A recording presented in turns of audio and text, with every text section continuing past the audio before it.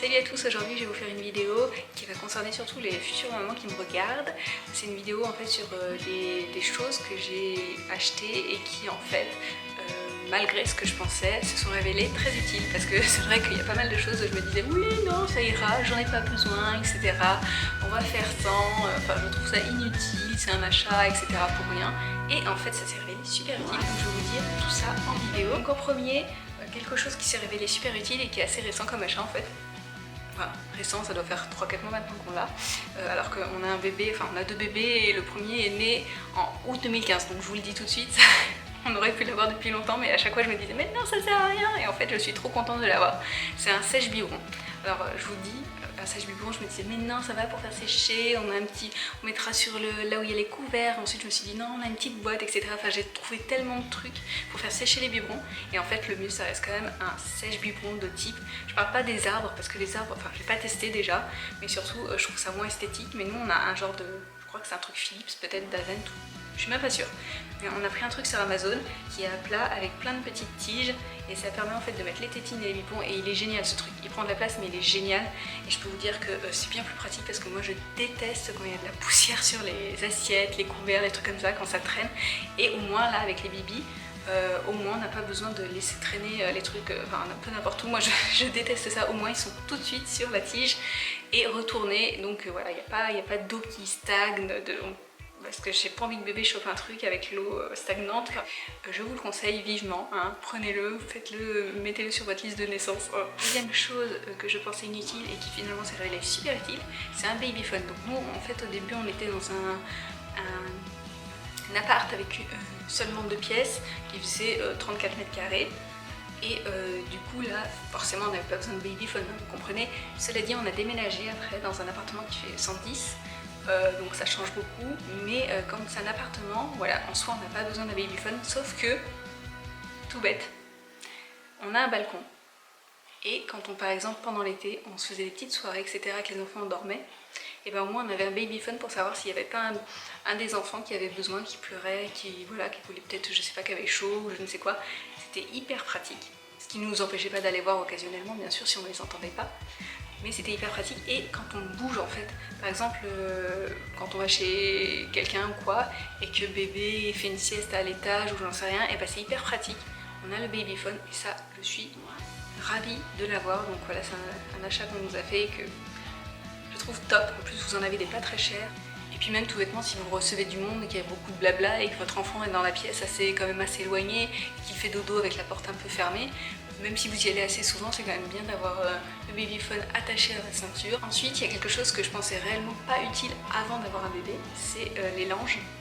Pour moi, les langes, en fait, c'était la grande question. Je savais plus ou moins ce à quoi ça servait. On m'avait dit que c'était pratique pour les bavouilles, etc. Mais en fait, c'est pratique pour tout un lange. Moi, je vous conseille les langes, mais pas les grands. Alors certains vont dire oui, les grands langes sont super, etc. Moi, non. En fait, je changeais beaucoup mes langes.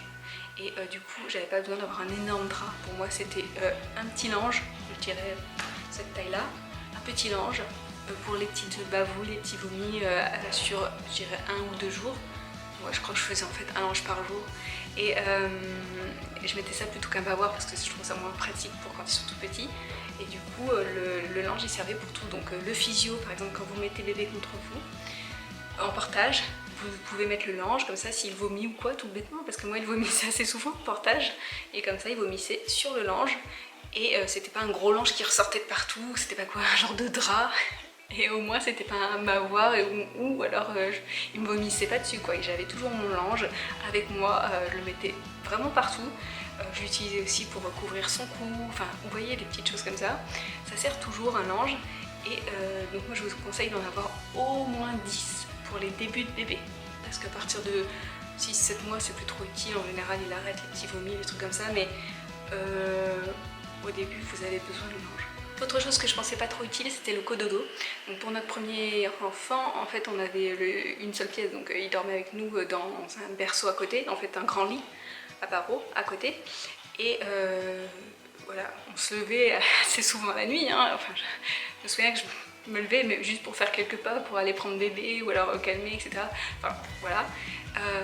Mais pour notre deuxième bébé, je m'étais dit on va acheter le Kiko Next to Me, qui est en fait un berceau qui fait cododo. Mais moi je voulais ce berceau parce qu'il est petit et qu'on pouvait faire une position anti-régurgitation, qu'on pouvait le déplacer facilement. Enfin bref, il avait plein de qualités qui me plaisaient, pas forcément le cododo. Cela dit, le cododo c'est la position qu'on a le plus utilisée parce que c'est hyper pratique, parce que voilà, bébé a souvent besoin de sa maman dans les premiers moments de sa vie, et en fait il est à côté de vous. Imaginez, il est tout près, il sent votre présence, il craint rien, il est près de vous dans ce petit berceau, il a son propre lit, mais il est là, et vous pouvez le surveiller comme ça, au moins vous êtes reposé. Enfin, vous voyez ce que je veux dire, c'est hyper reposant de se dire que son bébé va bien, il est à côté, que vous pouvez le voir. Donc ça, franchement, ce cododo, moi je le conseille à tout le monde. Voilà, donc il n'est pas excessif niveau prix parce qu'il est vraiment super, mais je vous le conseille vraiment. Je ne suis pas sponsorisée du tout, c'est vraiment qu'il est génial.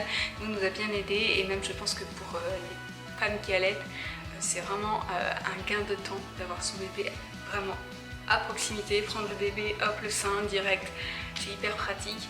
Autre chose qui pour moi était pas forcément utile, enfin je me disais qu'on avait ce qu'il fallait parce qu'on avait acheté pour notre premier enfant, notre fille, en 2015 on avait acheté, donc elle est née en fin août 2015, on avait acheté on nous avait offert un trio de la marque Bébé Confort, et moi j'avais acheté un physio de chez Je Porte Mon Bébé, donc un portage physiologique. Je pensais que ça nous suffirait en fait.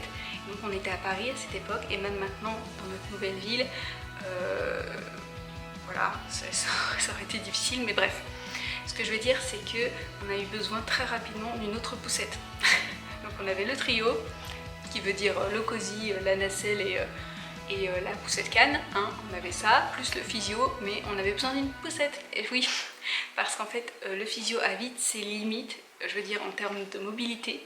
C'est très bien quand vous êtes accompagné ou quoi de sortir avec votre bébé, enfin, dès que vous avez vraiment besoin de faire, je sais pas, des courses ou quoi, c'est difficile avec un bébé qui bouge beaucoup et qui a besoin de remuer, de voir le monde, etc.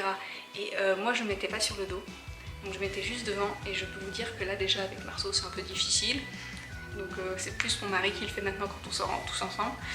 Mais voilà, enfin, le physio a vite ses limites, je trouve. Et ensuite, la grosse poussette, bah, je vous dis, elle est pratique pour toutes les sorties en général parce que c'est hyper confort et tout. Mais quand vous n'êtes pas toute seule, parce que quand vous êtes toute seule et que vous devez aller dans des petits espaces, des petits ascenseurs type parisien, des anciens immeubles et tout, je peux vous dire que la poussette, voilà, hein, sauf si vous avez une yo-yo, qui est très bien. Sinon, nous on avait pris du coup assez rapidement une Baby Cab, qui est donc une poussette qui doit, je crois qu'elle vaut entre 45 et 50 €, et qui est vraiment très très bien, je vous la conseille, et amplement suffisante pour les petites sorties. Elle est légère, elle ne prend pas beaucoup de place, elle rentre dans les petits ascenseurs, et c'est un très bon, en fait, c'est un très bon choix en dehors de la yo-yo. En fait, c'est pas un équivalent, mais en tout cas elle vaut vraiment bien pour son prix, franchement elle est vraiment pas mal. Et du coup nous on a une autre poussette en plus du physio et en plus de notre poussette bébé confort, enfin le trio. Donc voilà, et je pense que c'est vraiment un super achat parce qu'on l'a utilisé tout le temps et bien plus que l'autre, même si l'autre est plus confortable et qu'on l'utilise aussi. Bah voilà, ça vaut vraiment le coup d'avoir une deuxième poussette. Ensuite il y a cette mode, vous savez, de tout ce qui est neutre, couleur neutre. Je sais pas, les parents, moi j'étais un peu comme ça donc je vais pas trop juger, mais les futurs parents sont toujours là. Oh, moi je vais faire une chambre dans les couleurs neutres, plutôt pastel, taupe, blanc, kaki, kaki clair, jaune poussin, rose pâle, bleu ciel. Vous voyez, c'est vraiment très ça. Et en fait, c'est hallucinant qu'en fait les parents, donc j'étais comme ça moi aussi, ils se disent que bébé il va arriver au monde et il va être là tout extasié devant toutes ces couleurs, enfin tout ce blanc autour de lui qui est si merveilleux et avec lequel il va pouvoir s'éveiller. Non, en fait c'est pas comme ça que ça se passe. Un bébé ça a besoin quand même de couleurs. Je dis pas dans les premiers temps parce que la vision, voilà, tout ça, le temps que ça se développe, a besoin de couleurs pour s'éveiller. Et je peux vous dire que rapidement, même si vous avez envie de prendre un petit tapis, je crois que c'était chez quoi, Jacadi ou Sirius, je sais plus, j'avais vu un tapis, des tapis dans les tons blancs, rose, bleu, enfin c'était vraiment très uni. Ouais. Top, votre bébé il va s'éveiller avec du bleu, avec du rose, enfin c'est joli, hein, voilà, ça fait une photo parfaite pour Instagram, mais la réalité c'est pas ça. Autre chose qui je pensais ne me serait pas forcément utile, mais qui l'a été beaucoup surtout pour ma fille en fait, c'est un sac à langer.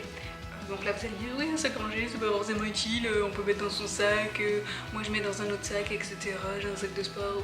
Ok, enfin voilà, on peut toujours trouver un équivalent, mais je peux vous dire que vous n'allez pas tenir longtemps, si vous travaillez, vous n'allez pas tenir longtemps avec un sac à main, en fait pour sac à manger, parce que toutes les affaires de bébé, hein, pour une journée doivent tenir pour chez la nounou par exemple, ou pour la crèche. Enfin la crèche c'est un peu différent, je vais pas te dire ça parce qu'il y a des casiers etc, enfin vous voyez ils fournissent des choses, ça dépend en fait. Mais par exemple si vous laissez bébé chez la nounou, vous avez besoin d'un sac à manger. Hein. Ça c'est sûr, hein. Parce que sinon vous n'allez pas tenir longtemps, je sais pas comment vous allez faire avec des petits sacs en plastique ou je sais pas. Mais un sac à manger c'est hyper utile pour l'organisation déjà pour la nounou. Vous avez plein de poches etc, donc pour glisser les couches, pour glisser les changes, pour glisser les biberons, les repas, tout, les tétines, les doudous. L'écharpe, etc. Donc il faut vraiment un sac assez conséquent. Moi je peux vous dire qu'on avait des gros sacs. Autre chose que je pensais pas vraiment importante, mais voilà, vous vous rendez vite compte que c'est un peu hyper important d'en avoir, c'est les attaches tétines. Au début vous dites ah oui non c'est moche, jamais je mettrai une attache tétine à mon bébé, c'est trop moche. Ensuite, c'est vrai qu'il y a des jolies petites choses, hein. Vous savez, avec les petites boules, les petits fils faits par des petits créateurs, on ne sait pas forcément si c'est vraiment adapté au bébé. Et moi, honnêtement, ça me ferait peur de laisser mon bébé avec un truc pareil près de la bouche, sachant que ça mange tout, un bébé. Mais je vous avoue que les petites attaches tétines, hein, les petits cales, etc. pour relier aux vêtements, je vous confie que c'est hyper important. Si vous voulez sortir avec bébé et que un bébé, c'est pas forcément pour le faire taire quand il pleure, hein, c'est pas ça la tétine, c'est pour le rassurer, le besoin de succion, etc. Moi j'avais des bébés qui avaient besoin de téter, surtout Jeanne, et je peux vous dire qu'un bébé, ça fait souvent comme ça avec sa toutoute et hop, la tétine elle voltige, elle part loin, et parfois quand ça se retrouve sur le trottoir et que vous vous dites c'était la seule que j'avais et je peux pas lui remettre, etc. Vous avez les boules. Hein. Donc moi je vous dis, un attache tétine ça sauve les tétines quand vous êtes en sortie et que voilà votre bébé il a besoin de sa tétine, quoi. Il ne faut pas qu'elle tombe par terre. Donc vous faites la prière, sinon je ne sais pas comment vous faites si vous n'avez pas d'attache tétine, mais pour moi c'est un indispensable. Vous pouvez en trouver des mignons qui sont vraiment safe pour les enfants dans les supermarchés, les pharmacies, etc. Il y en a quand même pas mal qui sont bleu ciel, rose, même des blancs, il y a vraiment de tout. Et voilà, c'est un indispensable, n'oubliez pas l'attache tétine. Et dernière petite chose que j'ai notée et que je pense réellement, je me suis vraiment posé des questions quand j'ai vu ça. J'ai acheté avant la naissance de Marceau un kit où il y avait un petit ciseau, un petit peigne, des petites choses comme ça, un petit thermomètre, je crois que c'était bébé confort, et une petite brosse en fait, avec un miroir au dos de la brosse. Et quand je l'ai vu, j'ai fait mais à quoi ça sert en fait? Pourquoi ils ont mis un miroir au dos de cette brosse? Et je parie que si vous l'avez, vous êtes aussi posé la question. Mais si comme moi, vous ne posez pas des questions très longtemps et vous cherchez surtout des réponses, vous avez vite trouvé que quand bébé se fait changer, vous avez la petite brosse à côté et le petit miroir qui peut l'occuper. Et je peux vous dire que cette petite brosse a un miracle pour calmer bébé. Vous le mettez dans les mains et hop, il se regarde, il s'adore, il se sourit et c'est génial. Donc cette petite brosse, moi j'utilise à chaque fois pour divertir bébé, pour pas qu'il touche à ses fesses, etc. quand je le change, parce que parfois il y a des... Et du coup il a les mains prises, il s'amuse, il rigole et vous pouvez le changer tranquillement. Donc cette petite brosse est en fait un petit miracle que j'adore. Et sinon vous pouvez aussi utiliser d'autres choses, hein, bien sûr, mais si vous l'avez cette petite brosse, sachez que ce petit miroir, je suppose, hein, si bébé confort passe par là, que bébé confort me dise l'utilité réelle, parce que peut-être que je me trompe. En tout cas, c'est hyper pratique pour ça.